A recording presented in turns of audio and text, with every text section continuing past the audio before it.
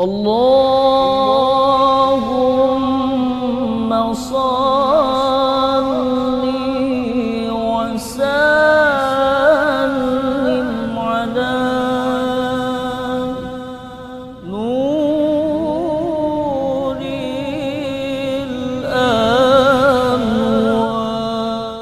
Innal hamdalillah nahmaduhu wa nasta'inuhu wa nastaghfiruh wa na'udzu billahi min syururi anfusina wa min sayyiati a'malina may yahdihillahu fala mudhillalah wa may yudlil fala hadiyalah. Asyhadu an la ilaha illallah wa asyhadu anna Muhammadan abduhu wa rasuluh ba'atsallahu basyiran wa nadhiran ila kafatil anam. Allahumma salli wa sallim ala sayyidina Muhammadin wa ala alihi wa ashabihi wa man tabi'ahum bi ihsani ila yaumiddin. Ya ayyuhalladzina amanu taqullaha haqqa tuqatih wa la tamutunna illa wa antum muslimun. Ya ayyuhalladzina amanu taqullaha wa qulu qawlan sadida yuslih lakum a'malakum wa yaghfir lakum dhunubakum wa may yuti'illah wa rasulahu faqad faza fawzan azima. Hadirin sidang Jumat rahimakumullah, yang paling utama di dalam penyampaian khutbah Jumat adalah pesan ketakwaan, karena takwa itulah sebagai perisai pelindung bahtera yang menyelamatkan kita dari amuk gelombang fitnah dunia. Untuk itu, marilah kita tingkatkan, kita pelihara ketakwaan kita dalam menjalankan aktivitas kita sehari-hari. Hadirin sidang Jumat rahimakumullah, dalam suasana bulan Rabiul Awal di mana Rasulullah SAW dilahirkan, bagaimana potret Rasulullah di dalam Al-Quran, the living Quran, bagaimana Rasulullah, sifat-sifat Rasulullah yang digambarkan oleh Al-Quran. Manusia ketika dibesarkan karena jabatan dan kekuasaan, maka besarnya manusia itu akan pudar ketika kekuasaannya itu hilang. Seorang manusia akan dibesarkan ketika dia itu memiliki kekayaan, kekuasaan tak terbatas.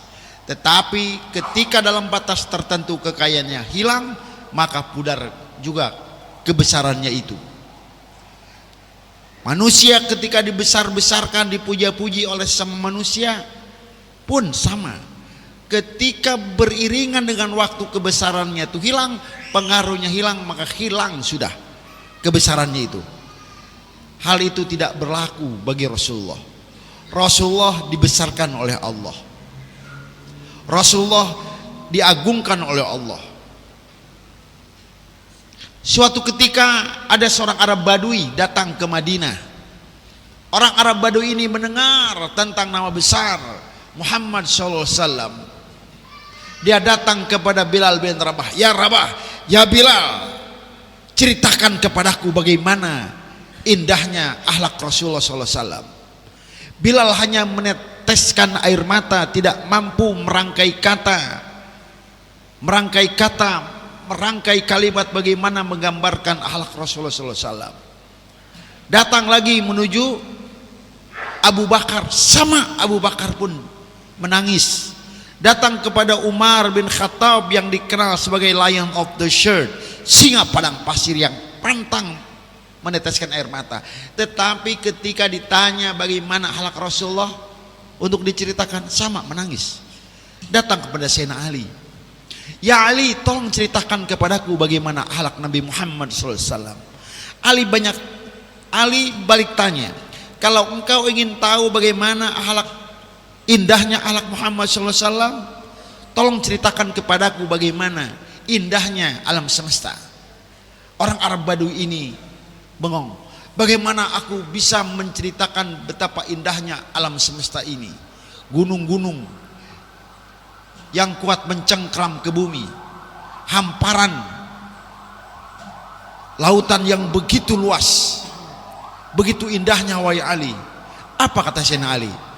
Wahai saudaraku, dunia, keindahan dunia dan seisinya di mata Allah. Qul inna mata'ad dunya qalilun.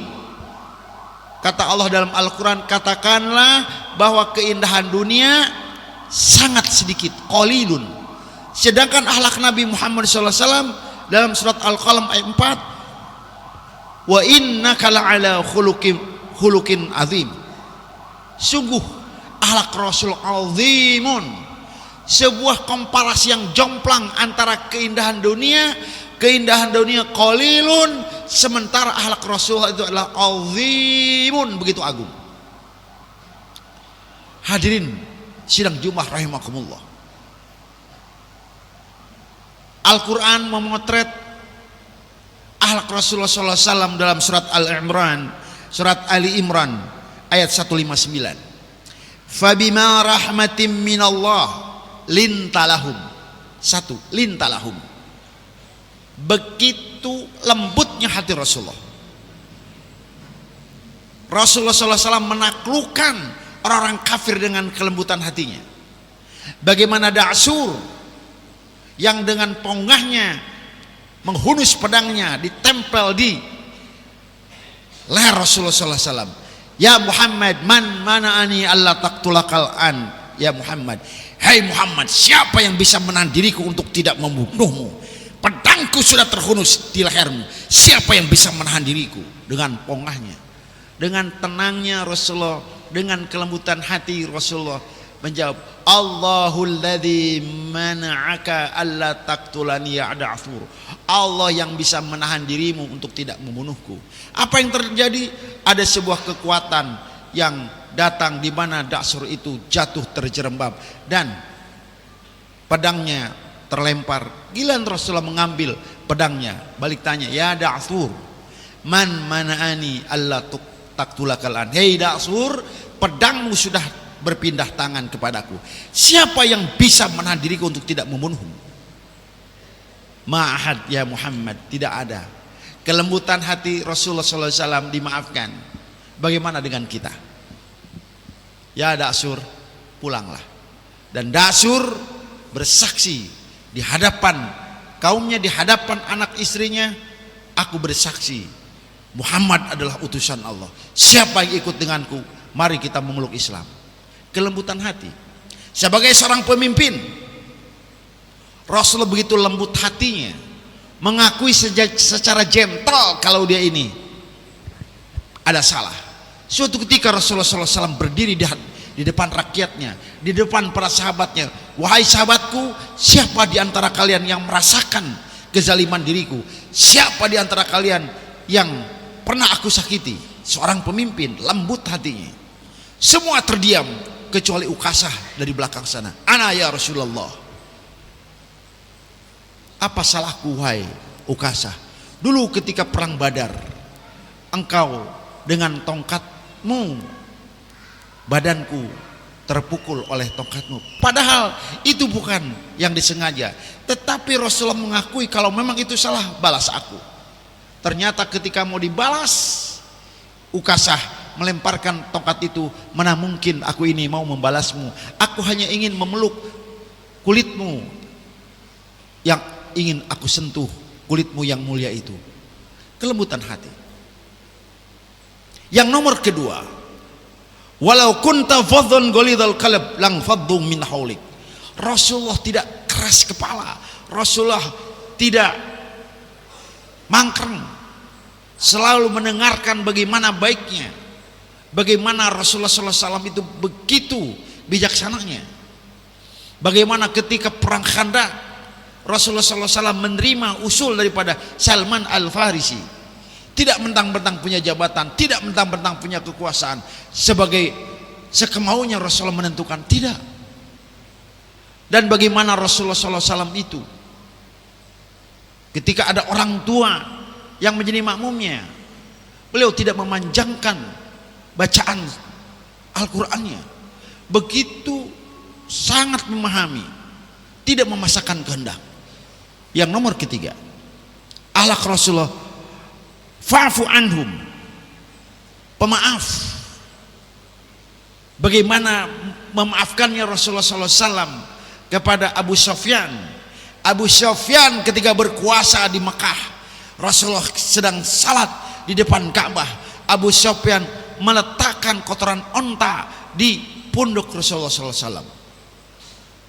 Dan ketika Fathul Makkah, Rasulullah datang dengan pasukan yang sangat gagah perkasa, dan Abu Sufyan gemetar. Apa Rasul bilang? Ya Abu Sufyan, idhaf anta talik. Abu Sufyan, aku datang tidak untuk membalas dendam. Pergi engkau kubebaskan. Bagaimana dengan kita? Pemaaf. Dan yang berikutnya adalah wastaghfir lahum. Rasulullah SAW selalu minta ampun dosa orang lain, selalu minta ampun kepada Allah ketika orang lain itu berbuat dosa, berbuat zalim. Bagaimana dengan kita?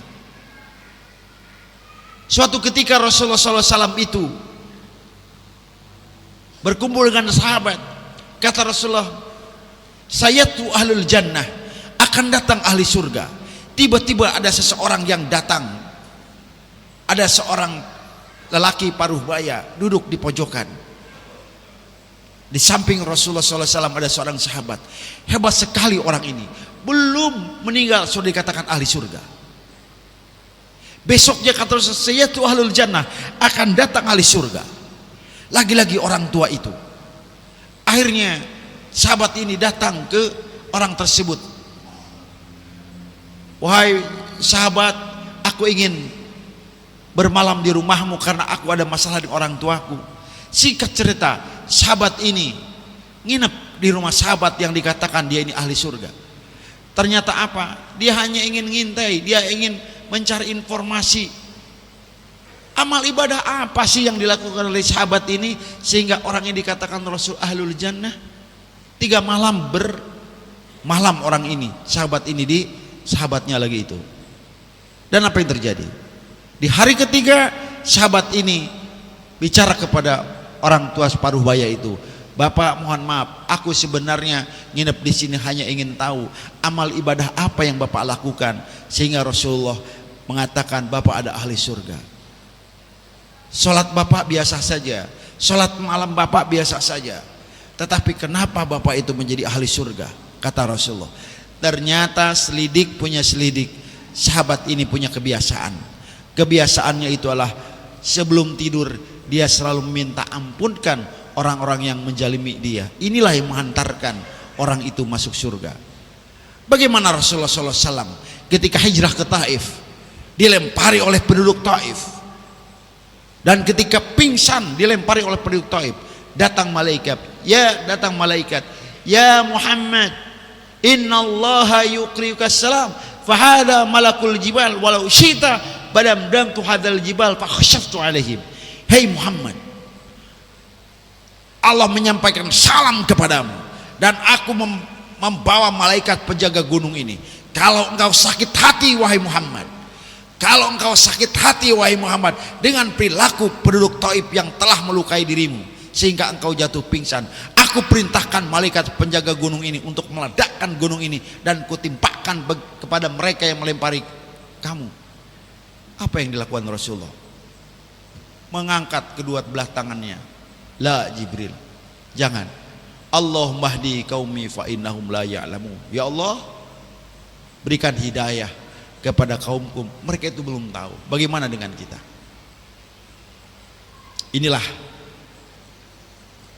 keutamaan dari akhlak Rasulullah SAW, diakui oleh semua umat manusia.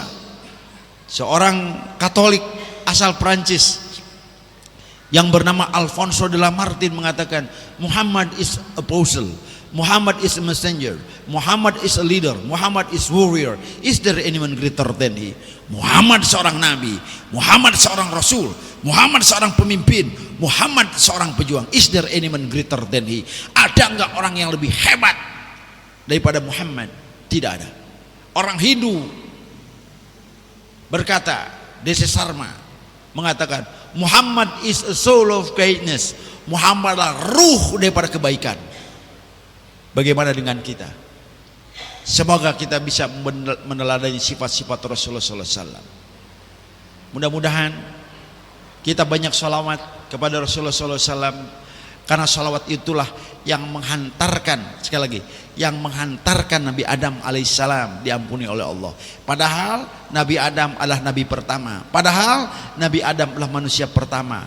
Tetapi ketika Nabi Adam berdoa menyebut nama Muhammad, Allahumma inni as'aluka bijahi Muhammadin, ya Allah ya Rabb, aku mohon ampun kepadamu dengan kemuliaan nama Muhammad. Allah bertanya kepada Nabi Adam, ya Adam, man Muhammad, hei Adam, siapa itu Muhammad? Ma'ana lam akhluku, aku belum menciptakan namanya Muhammad. Min aina alimta, dari mana kamu tahu nama Muhammad? Apa kata Nabi Adam? Ya Rabb, falamma nafakhta ruh fakumtu basyaran wa ana asma'u wa ana absiru wa ana aqilu farafa'tu ra'si ala fawqil ars fara'aitu maktuban la ilaha illallah Muhammadur Rasulullah. Dari mana kamu tahu nama Muhammad? Apa kata Nabi Adam? Ya Allah ya Rabb, ketika engkau tiupkan ruhmu kepadaku, aku jadi manusia, aku bisa mendengar, aku bisa melihat, dan aku bisa berpikir. Dan di situ aku lihat terpampang jelas di arasmu ada nama Muhammad berdampingan dengan namamu dengan lafaz la ilaha illallah Muhammadur Rasulullah fastaghfartu bihadil kalimah. Ya Allah, aku beristighfar dengan kalimat ini. Tidak sembarang nama yang bisa bersanding dengan namamu kecuali namanya itu diagungkan oleh engkau. Maka perbanyaklah kita sholawat, karena kata Nabi Muhammad SAW, orang yang paling utama di hari kiamat orang yang bersholawat kepadaku. Aku qauli hadza fastaghfiru innahu wal ghafur